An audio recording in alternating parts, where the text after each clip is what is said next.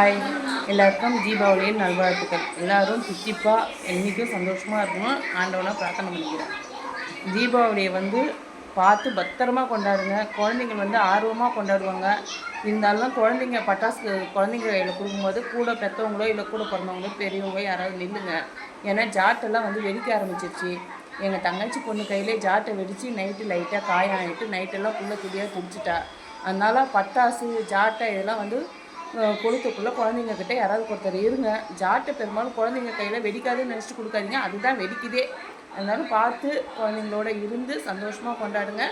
அது எந்த வித அசம்பாவிதமும் நடக்கக்கூடாது. அந்தளவுக்கு ஜாக்கிரதையாக உஷாராக இருங்க.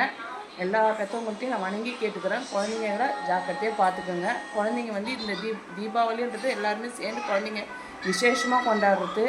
அவங்களுக்கு ஒரு ஆர்வம் பட்டாசு வெடிக்கிறதுல இருந்தாலும் நீங்கள் கூட இருந்து பார்த்து செயல்படுத்துங்க. Bye.